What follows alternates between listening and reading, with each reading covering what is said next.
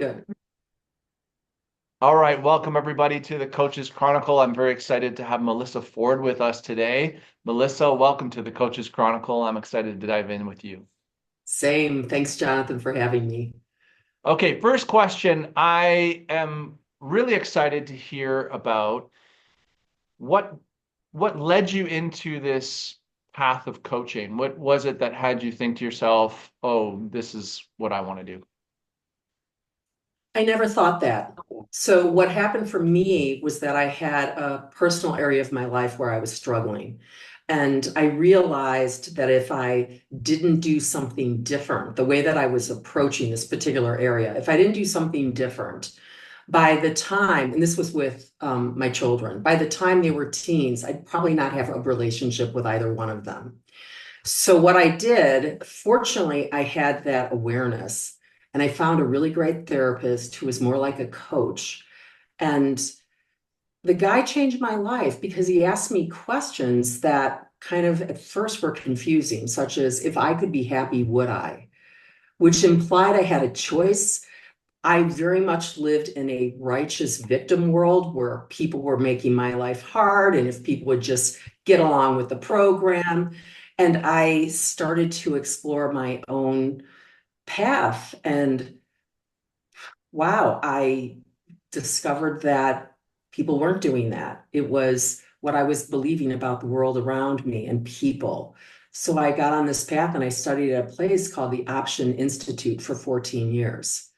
And I just dove in and it really changed my life.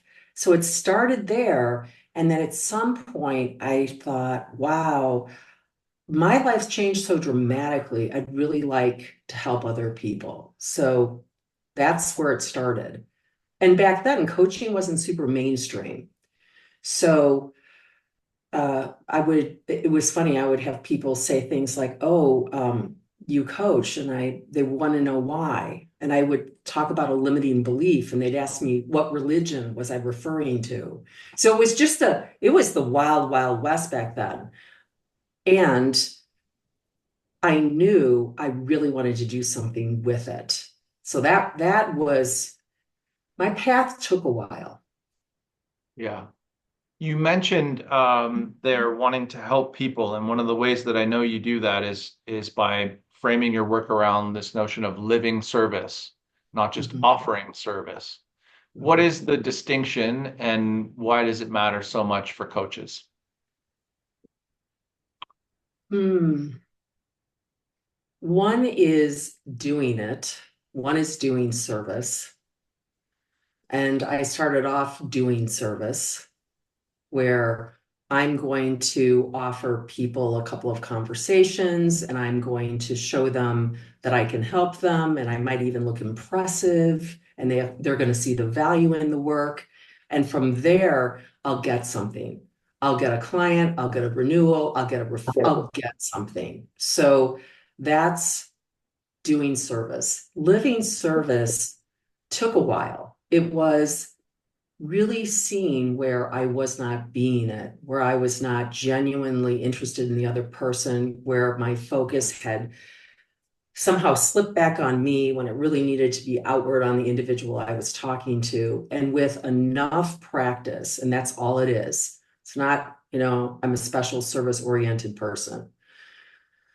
It was slowing down and really seeing if I could help someone and coming from a place of deeply caring and loving them. Now that took time again. So the living service, it became an embodiment and it's still occurring today because I'm learning various nuances of service, not just a framework, not just some language, but a way of being that even if somebody doesn't work with me, my hope is that they're seen, they're heard, and the time we spent together has made a difference.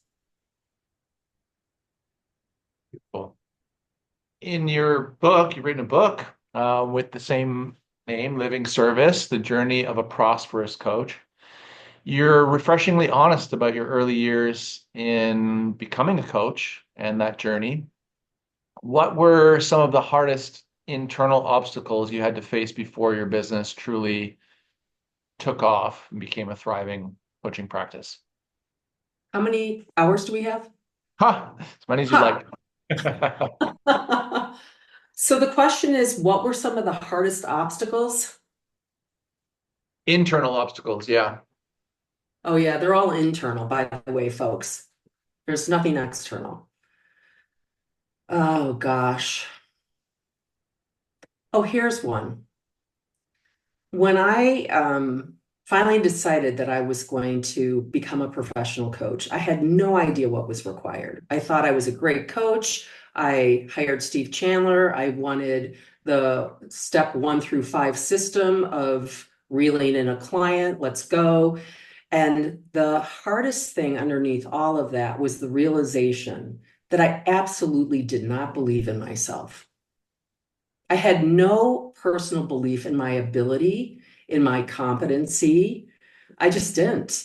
And I remember one time, maybe I don't know how many months into this thing, because what typically happens with people, coaches and other people who get coached, there is this unconscious way of showing up, of trying to look like you've got it together. And eventually, as you get coached, and if you've got a brilliant coach like a Steve Chandler, what he'll do is he'll keep coming back to get you to relax till finally, you just say what's true. Thank goodness for that. And I remember the moment when I said, here's the thing, Steve, I really don't believe in myself. It's not like I do and I'm wobbly from time to time. I absolutely am certain I cannot do this. And he's like, that's great. Melissa, if you and I were going to spend time on you believing in yourself and getting confident, we just be adding another flaming hoop you'd have to jump through. You absolutely do not have to believe in yourself. And I remember feeling such relief, like, because I'd spent so much time trying to believe in myself. He said, yeah, you don't have to do that. All you have to be willing to do is experiment. That's it. Test some things out, experiment. Like, really? He said, yeah. So that was a huge one. That just lifted me up. So I was kind of out of the hole. So that was one. Pretty difficult to fail an experiment. Oh Good. gosh. Well, yeah, if it's all about me, it'd been really easy to fail. But it wasn't. It was just go test some things out. And that really took the pressure off and it just turned it into a game. Now, my mind would flip flop back and forth, and I could feel the clench of, my incompetency, the story that had been created. For the most part, it loosened things up for me. Yeah. So that's one. That's a big one. Here's another one. I am a former attorney, so I practiced law for a little over a decade, and um, I had this real idea of what it meant to be professional,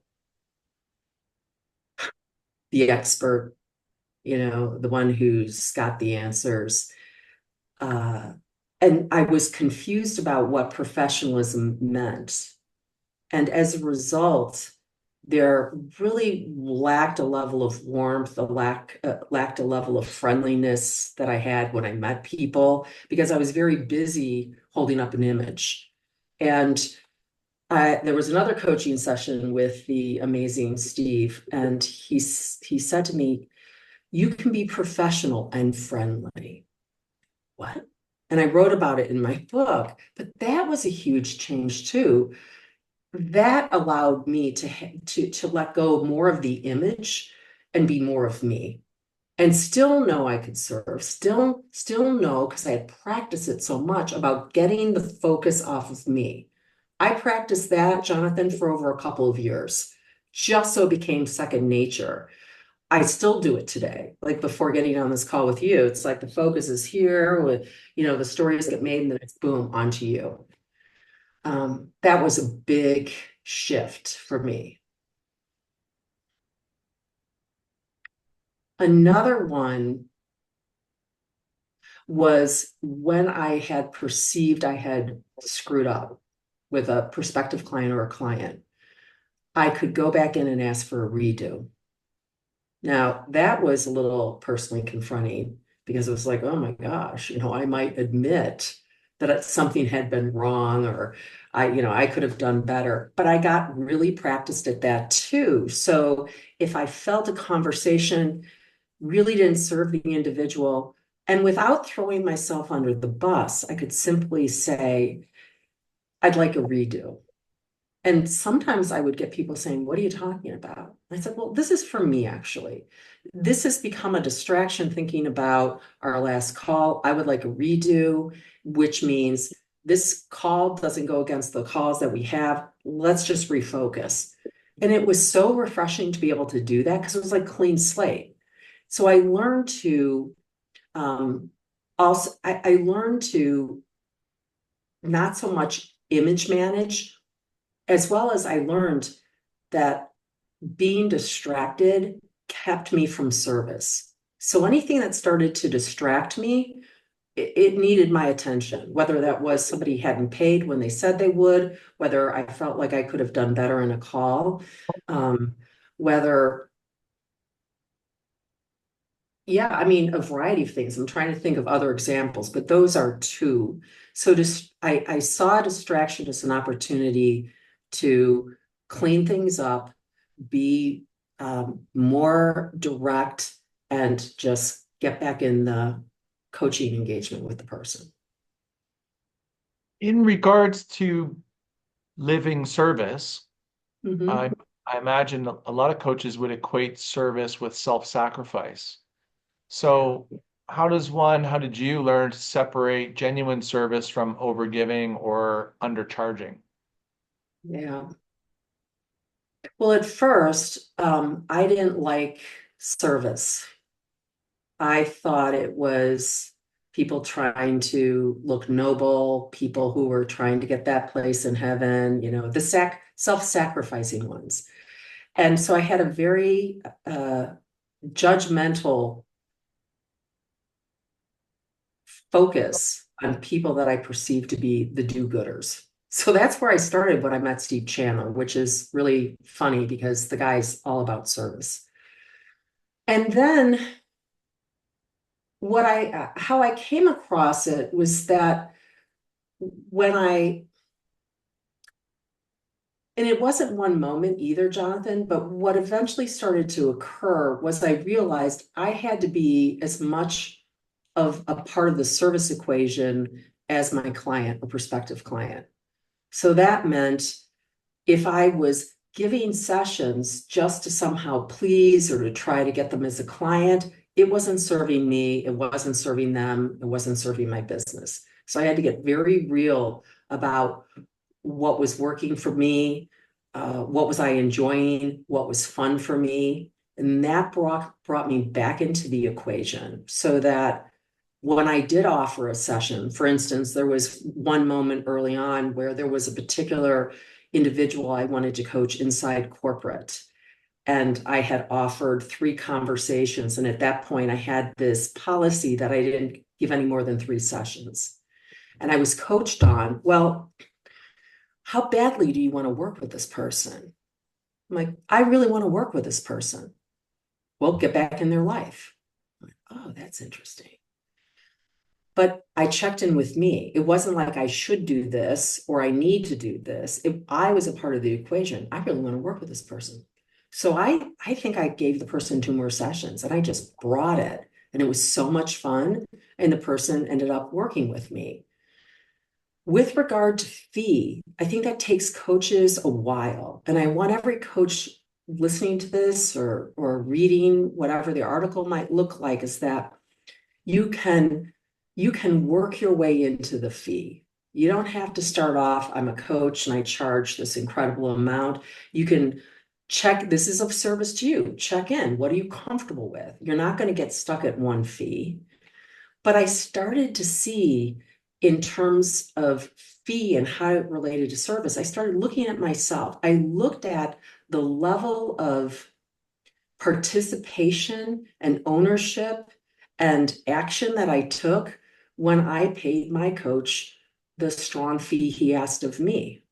It was service. The minute I paid that, all of a sudden I was doing all kinds of things even before the engagement started. So I could see the relationship between I'm committed, I'm conscious, I'm gonna head to my growth edge where things are uncomfortable, and I'm gonna go test it out. So that the fee was of service to me. And that's how I saw it. I saw the people where I would do some pro bono coaching with. They really didn't show up for themselves. It's because, at least in our world of capitalism here, they just weren't prioritizing it. And I find too, the fee is really vitally important, and especially inside corporate, it's really important because they don't have the skin in the game if the company's sponsoring them. It's really important to slow down and have them be absolutely clear that what they want is up to them. It's not me. I'm not doing the heavy lifting. And to really have that level of clarity so people get, oh, this is what I'm going to need to do. So I'm an active participant rather than, just sitting back. Love that. Yeah. In your book, you emphasize inner development over tactics, which is so Mm. wonderful. So many tactics being sold out there. What inner shift made the single biggest difference in your income and confidence as a coach?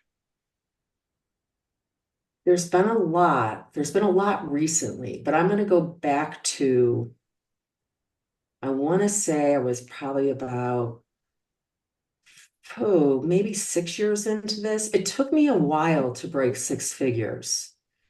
I come across a lot of coaches who they do it right away and then they're up into multi six figures. And, I'm over here scratching my head, what's going on? But everybody's got a different evolution. There was this moment where I was holding steady at a particular annual income that I felt really good about. In fact, it was an annual income I would have never imagined early on making.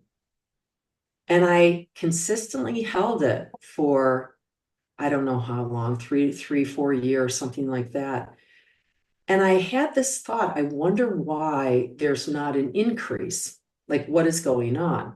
But it was really good for me to be in that moment in time because I was aware, even though my mind was telling me differently, like, you're going to be able to, pull this off again, Melissa? It's a new year, it's January. I don't know if you've ever had those thoughts, Jonathan. Oh, But oh yeah, right. So I realized, okay, well, even though that thinking was going on, the evidence pointed to the contrary. But I started noticing I was a little bored.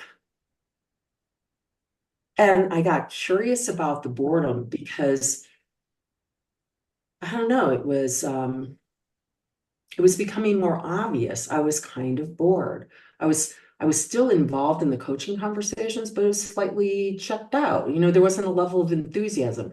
So I realized something wasn't serving me. And I looked closer and I realized, ooh, I was playing it safe in the coaching conversations. There were some things that I was seeing, but I wasn't sharing them with the prospect or the client, even clients who had worked with me for a couple of years.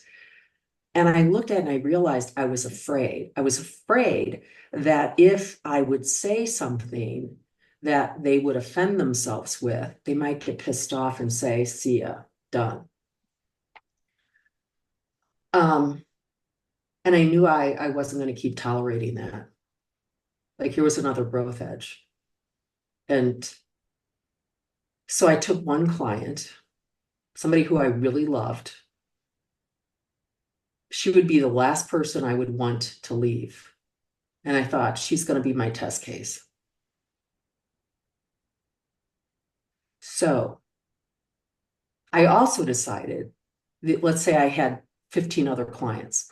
I was not going to test anything on those folks. It was just here. Sometimes coaches are like, I've got to change everything. I saw the light, so I'm changing everything. You can, if that works for you. For me, it was no, I'm running a business. The money's going to come in. I want profitability, but I'm going to test it here. So I did. And I asked if I could share something that I saw, and she said yes. And I shared it, and my heart was thumping inside. And I was on Zoom, and she stopped and she went, "Oh my gosh, that's what's happening." And I saw the service in loving honesty. And I, it was as if, the gates had opened, and I kept testing it. And then it just happened. Like somewhere permission was given for me to create relationships with people where truly we have a relationship like no other.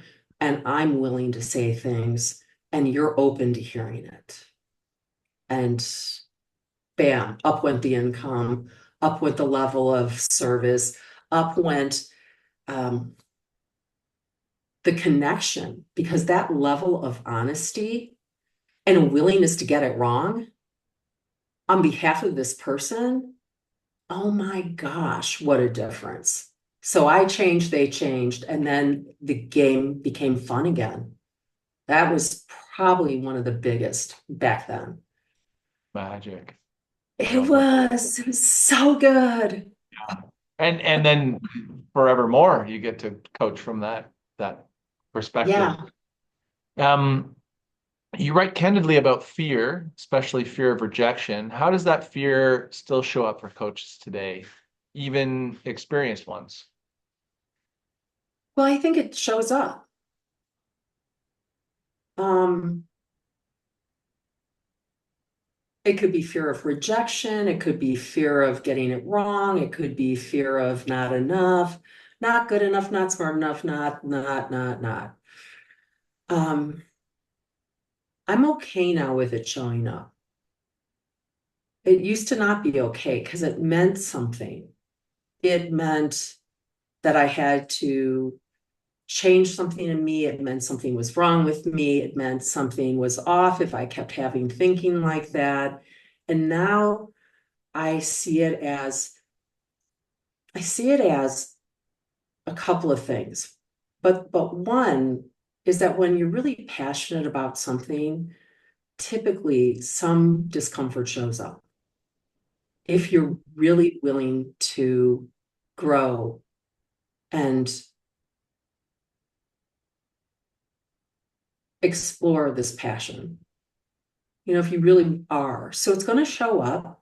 And now when I see it show up, I get curious about it, not to get it to go away, but to see what's actually going on and what might be truer about it. And I'm still willing to take action, even having the sensations and the discomfort. It's okay. So it's developing an ability to be with it and still stay in action. So it doesn't have the meaning it used to. And I want to be very honest here. Sometimes it does. Sometimes it's gripping, sometimes it's very uncomfortable. And, I'm still alive, I can still breathe, but it seems to me that's part of being human. And there's really, truly not a lot of information in it. So, anybody experiencing that, if you have a coach, bring it to them, and get curious around it and keep experimenting. Has the word prosperity taken on new meaning for you since writing the book? Yes, I wrote that book 7 years ago, 6.5 years ago.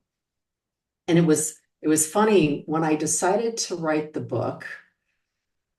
my coach said to me, Melissa, I want to let you know you're going to write this book and it's going to do nothing for your income, which was awesome because I have a colleague and my coach said the exact opposite to that colleague. So this is the brilliance of great coaching. I so appreciate that was said to me because there could have been some sort of unconscious, like I'm going to sit back and let let the world come to me. And my coach, what I took away was, all right, I have a business. So I have two things that I do to run this business. I have deliverables, coaching that people have paid for, and I have a sales department where I serve people. And that's open as 24/7, not as much so anymore, but it's open. Um, so yeah, at first it's going to do nothing for your business. Prosperity to me now is it's fun to create, it's fun to create income and clients and know that I'm quite competent at generating money consistently and taking care of myself and paying my bills and serving my family with what I make. It feels really good. But prosperity now is what I've experienced through my ongoing getting coached and having a deeper understanding of how the mind works and what emotions feel like and mean and how they're not what we are, that I'm greater than that. That level of prosperity with under really moving more and more into the nature of mind and beyond, that for me has been prosperity because it provides a level of openness where I can have better connected relationships with people I love or with clients, with friends, I live in a high rise here with our neighbors. Um, and it's opened up the door for me in terms of learning. So I wrote about in my book, I don't know if I said it exactly, but I did not know how to learn. The relationship I had with learning was much more about learning meant that I didn't know, that I wasn't competent, that I wasn't capable. I should know by now. I should be further along. Learning was not fun. And now for me, the prosperity is learning is actually fun. I mean, it's actually a kick. And I can learn with colleagues and I can collaborate with people. Before there was so much self-protection going on to maintain an image or not put myself into the learning spaces. So prosperity is being able to put myself into learning spaces, that growth edge, which is there's uncertainty. I don't know. I'm very aware I don't have control.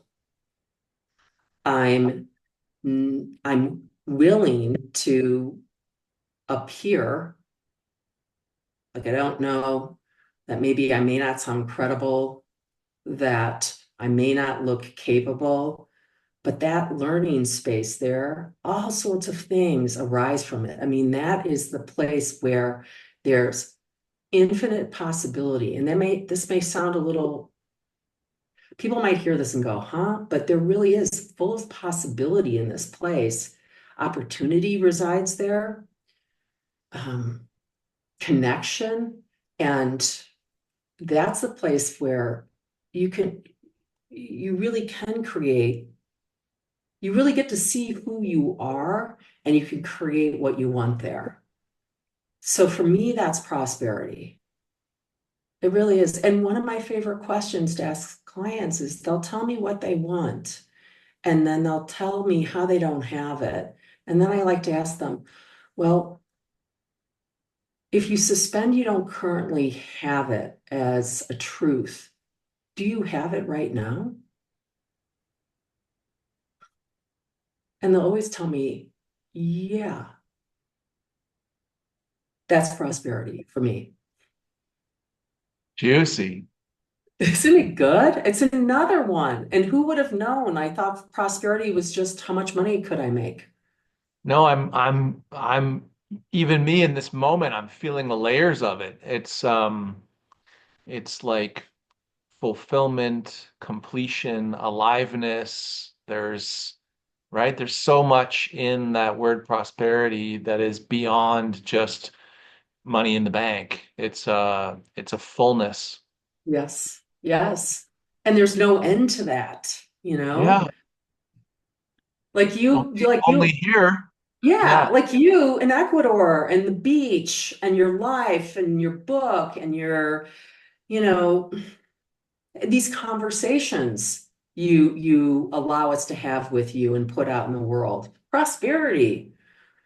Yeah. Magic. Yeah. Pinch me now. Thank you for the reminder. Melissa, you've worked with coaches, entrepreneurs, executives, career changers, in 20 years of being living service. What would you say all of them have in common when they feel stuck?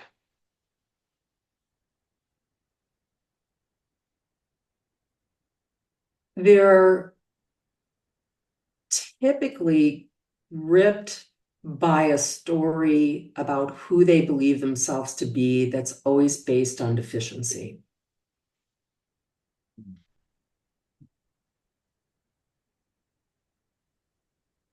And my job is to be with them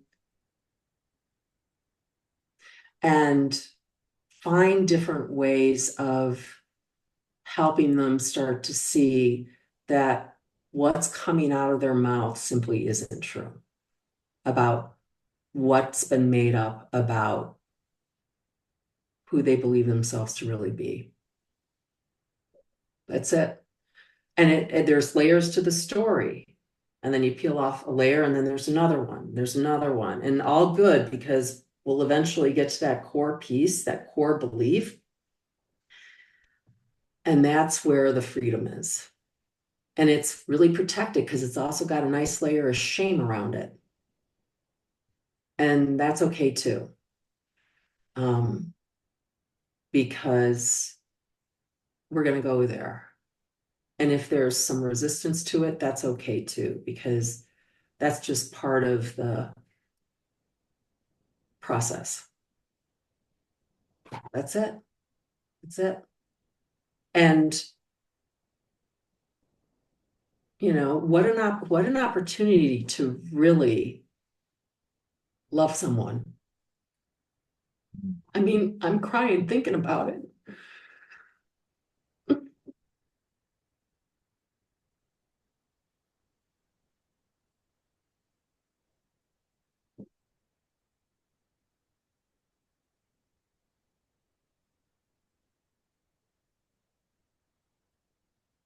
People are trying so hard and they don't realize it's a mental battle.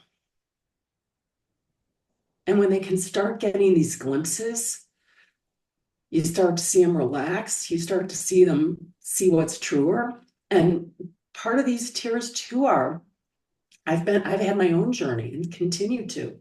And I am so very grateful for the coaches that have hung in there with me, truly, you know?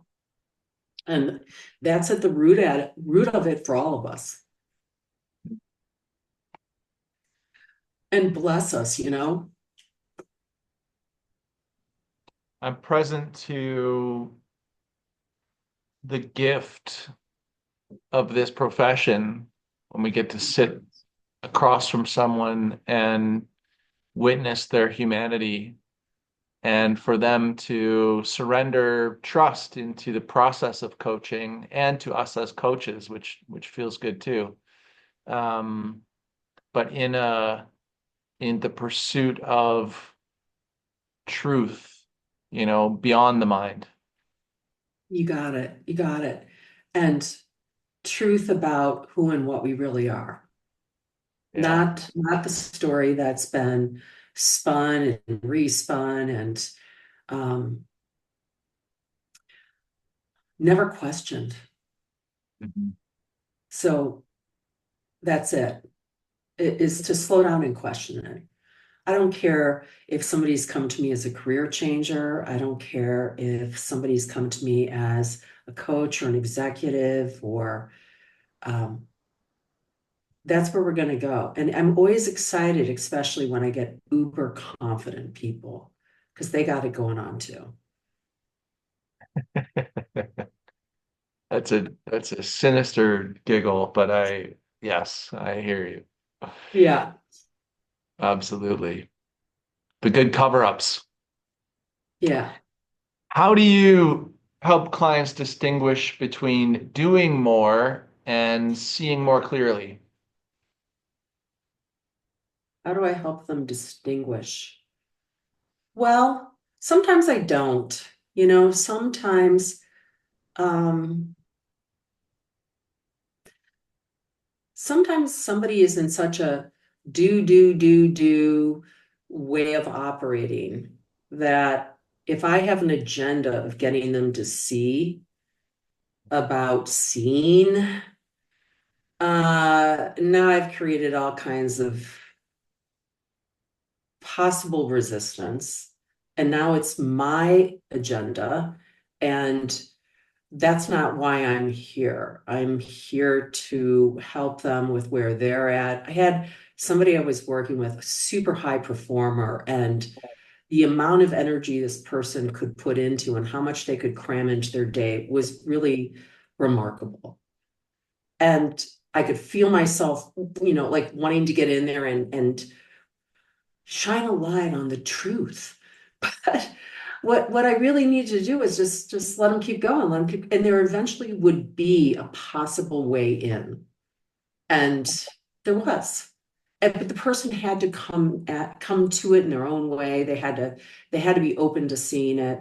But the do is a protective mechanism. It's a way of operating that has served somebody for a long time and they still think it does. And my job is to pay attention to, well, where do I see it getting in their way? But more importantly, where potentially do they see it getting in their way? Do they even see it as problematic? And if they don't, well, let's keep coaching. What are we working on next? But it'll always come back if you're with them long enough. Yeah, yeah. Patience, grasshopper. Yes. Many coaches struggle with enrollment conversations, something you speak a lot about in your book. From your perspective, what usually goes wrong before the conversation even begins? Well, I want to ask you, what do you think goes wrong? What do you see? I think we touched on it earlier, speaking about when, I don't know what question we were on. We were talking about the idea that it becomes, I think it was, or it's become because I was listening to your book, it's that recent, the notion of things being transactional. And when Mm, you do service, you expect a thing. Or when you're entering the conversation thinking about this being plus one on my roster, as opposed to who's this? Who's this magical being sitting across from me, and how deep can we go in this one session? And uh, I think that the getting lost in the weeds is really a coach forgetting, like you said to me, it's about making it not about me. I need to yeah, get really curious here. So I think that's one thing I see is getting hyper transactional too early. Um, and and contrary to a lot of the coaches that speak about being in service from Chandler's school and beyond, you could say, yeah, um, are taught some very um, unserving tactics. I think about a sales call needing to reach its own completion inside of that 1 hour, and someone's going to spend multiple thousands of dollars on a coaching package inside of 60 minutes. Like that just seems unlikely.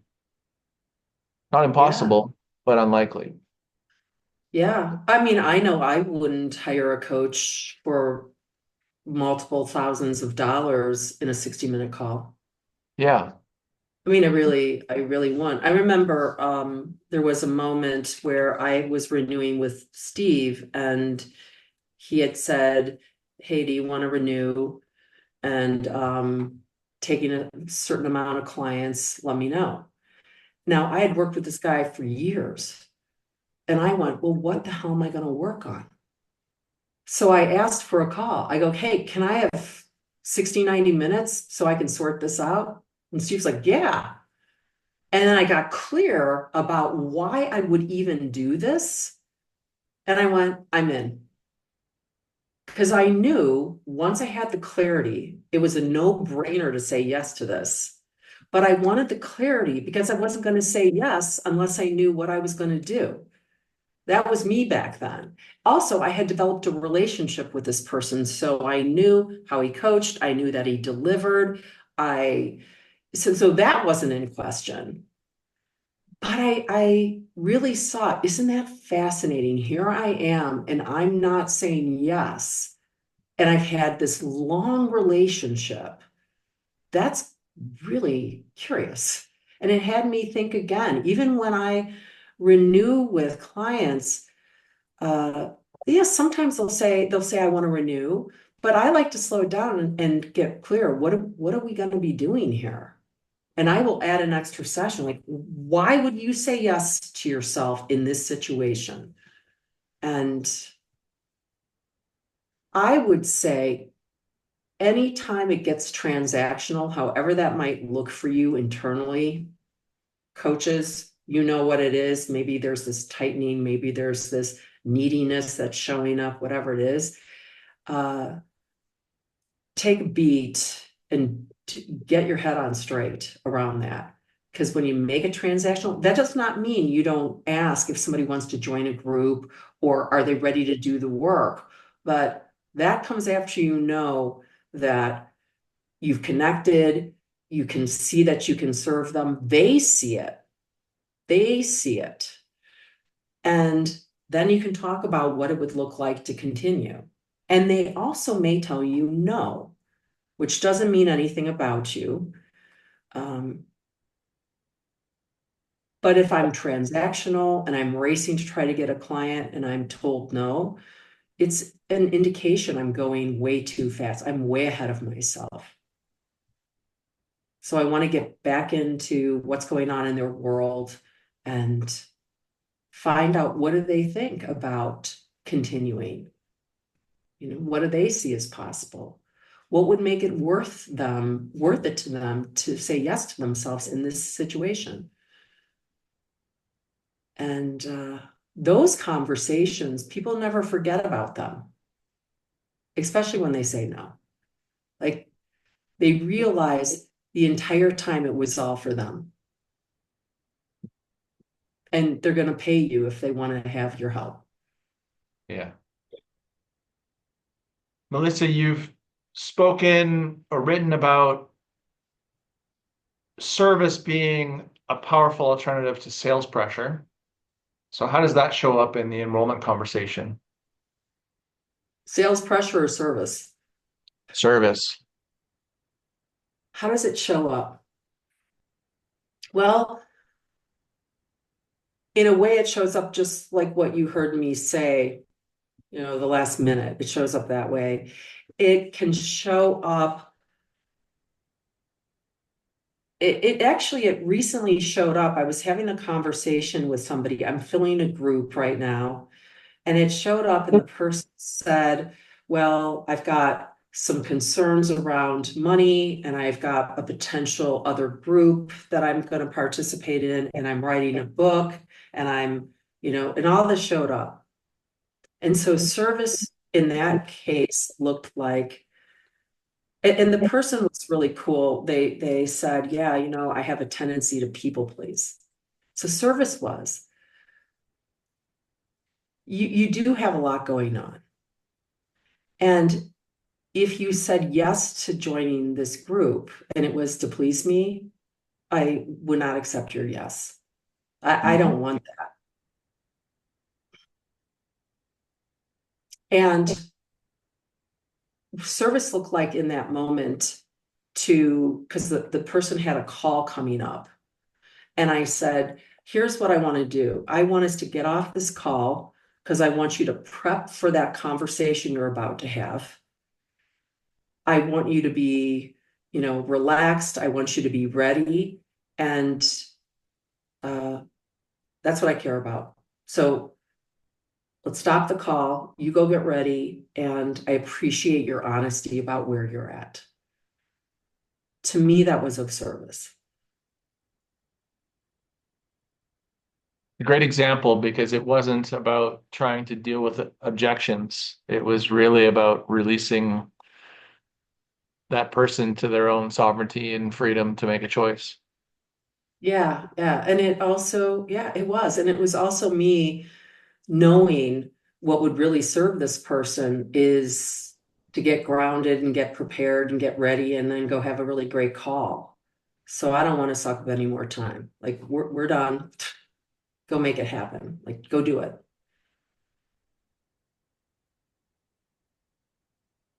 What do you suppose separates the coaches who plateau from those who continue to grow year after year? Well, I can only speak for myself, and I guess it probably would apply to a lot of people, but I can't be for certain. But for me, it would come from my unwillingness to keep on learning, to keep on being coached. I went back and I was listening to your interview with Karen Davis because I was curious about what this format would look like. And she talked about how much she has invested in herself and how she keeps on learning. And I love that about her. I truly do. And she's somebody that's role modeled that. My coach, Steve, has role modeled that. I'm currently being coached by Carolyn Freyer Jones and Trevor Timbeck and an amazing woman, Claire Diamond in the UK. And they role model for me their ongoing learning. And I kept re-enrolling with Steve because he never stagnated. I mean, he was always doing something else, and where was he going, and what's this 3P thing, and what about non-dual? And so I was love that about him, and I realized he did it because it was so much fun for him. So I think the plateauing happens because we we have to keep pouring into ourselves and growing. Otherwise, we're going to reach that bit that I did before where I was getting bored. I think that's it. And a willingness to keep looking where there is some level of resistance that I'm feeling internally or something I'm not willing to question, and then to go there. And what I discovered every time I've done that, things have changed dramatically in my life. Yeah, it's been great. Or the coaches that are doing quote unquote all the right things, but still not seeing those cherished results, where would you invite them to look first or next? Well, the first place I would have them look is if they've got some kind of story about why they're not getting what they want, and it has to do with other people. Uh, they're barking up the wrong tree. It isn't about what's going on out there. Then, if the story is about what's wrong with them, it's also not there. So if they're caught in those one of those two places, like those cheap prospective clients, or I never was good at anything. So here's another example. If they're caught there, uh, they've got to go ask for some help. I know for me, I would not have the business I have today. I would not have the ongoing learning or the prosperity we talked about if I hadn't been willing to continue to learn. And for me, I love learning by being coached. So my recommendation is find the best possible coach you can find within your price range. Look for the people who aren't just doling out advice, but they truly are living what they're coaching people on. And go test those people out. You don't have to hire them right away. Have a couple of conversations with them. And then be really honest with yourself. Like, what do you think is getting in your way? And bring that to the coach and be open to continuing to learn and knowing it's going to require some temporary level of discomfort. If you've been avoiding that, uh, you're missing the opportunity to learn. So that's what I would say. And none of us are special. This seems to be a recurring pattern with us as humans. Ask for help. For help. As you look ahead, what feels most alive or meaningful in your work now compared to earlier chapters in your career? Well, a couple of things. One of them is I started getting interested in collaborating. Now, I would never want to collaborate with anybody. I was somebody who was like, yeah, no, we're doing it solo. I would see people who would collaborate. I'm like, gosh, what a bad idea. And I'd kind of be astounded that actually some of these collaborations lasted rather long periods of time. But it started to look more appealing to me. And I remember trying to talk myself out of it, but I decided I was going to start collaborating. And I found a coach that I'm now collaborating with. And I ran something called the service game for years. And we've created something called the service and leadership game. I was a bit reluctant to even put leadership with service because I didn't want people to think, oh, yeah, 2.0. It's not 2.0. So I'm collaborating. It's Coach Lavina Lee. She's extraordinary. We're very different coaches, which is exciting to me. And it's it's not only what we're creating because I've discovered that leadership to be direct and be directing is of service to people. Like an example, as I was talking about sharing what I might see with somebody, but also too in the enrollment process to be direct about what we're going to be doing and what they see as possible, and then be directing about what's going to be required of them. And and moving it along so we can continue to work together. So we're putting this together and it's, I'm super excited about it because it is leadership is the fuel, the engine behind service.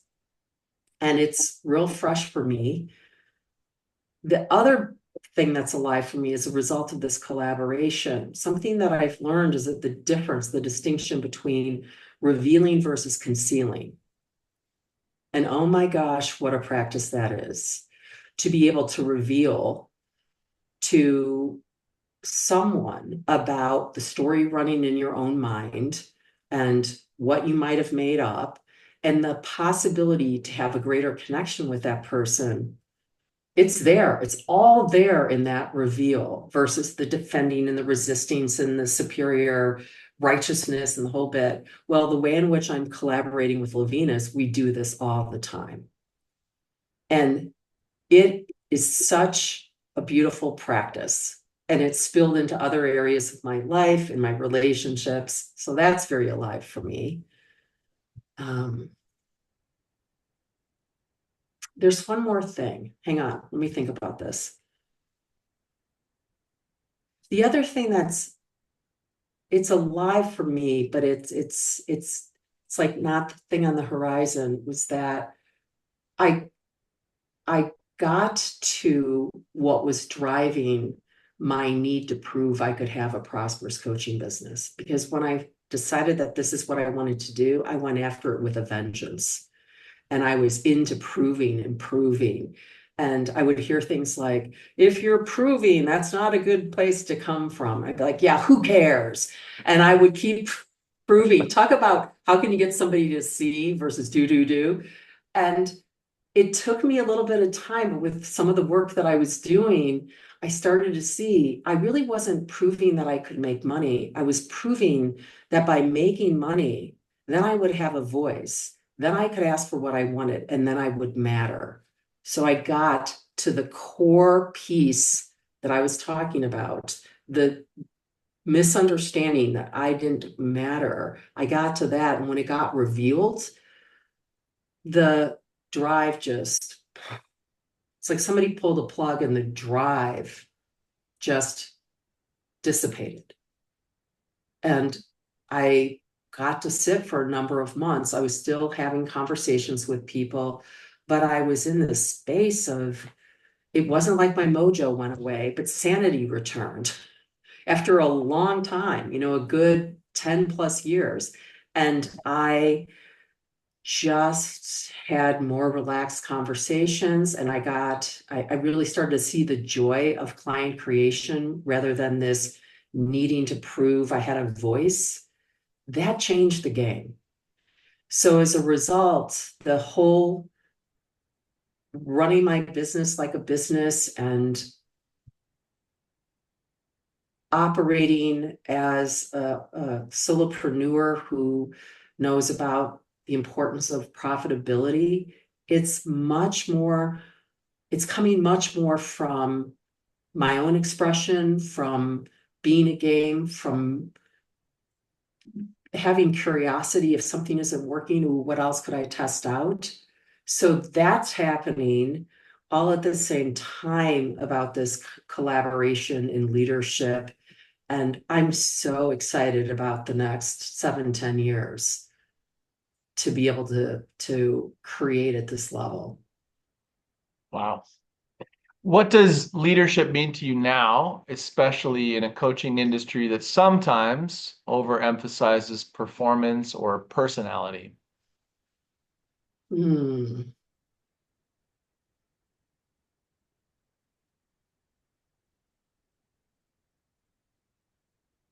Well, it's definitely not about personality because I just cried on this interview.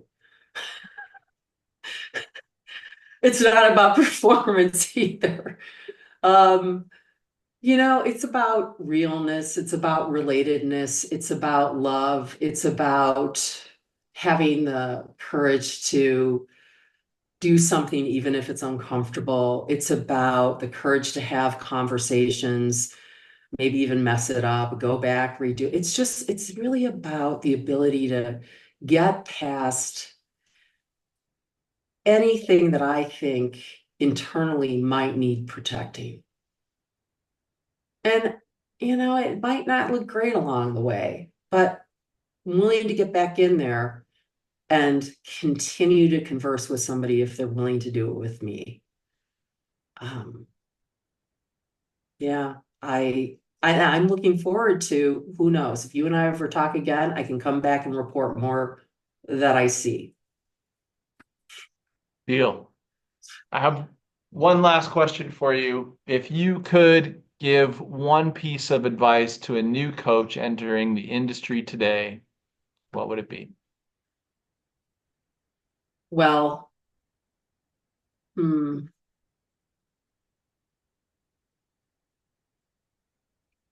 find yourself a great coach to coach you. But no, they're not going to create your transformation. You're going to do it. You're going to do it through testing out. You're going to do it through as honest as you can be, even if it's cringy and you just want to run.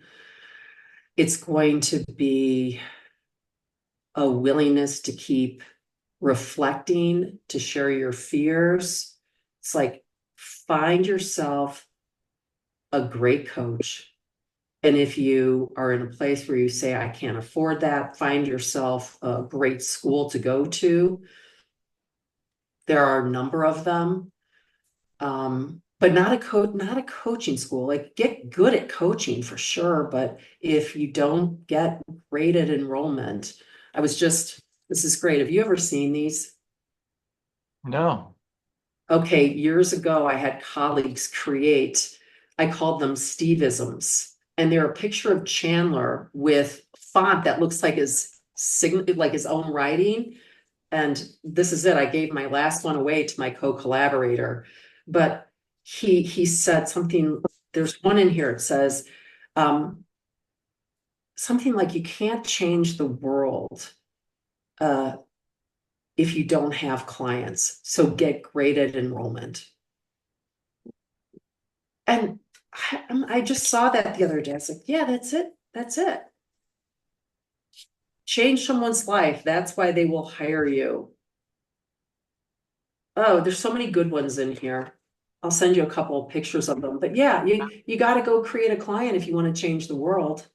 Yes, you can show up, you can be loving service, you can reveal, you can continue to work on yourself, but this profession requires paid coaching clients. So get great at that. Get masterful at it. Don't think, oh, if I do it for a year or two, yeah, I got it. You don't. It's so nuanced service. It's so nuanced, all of this. That's the fun. That's the fun. So that would be my recommendation. Love it. Melissa, you have such deep wisdom, some really great tips for new coaches, and I know that everyone listening in and paying attention to this will pick something up for sure.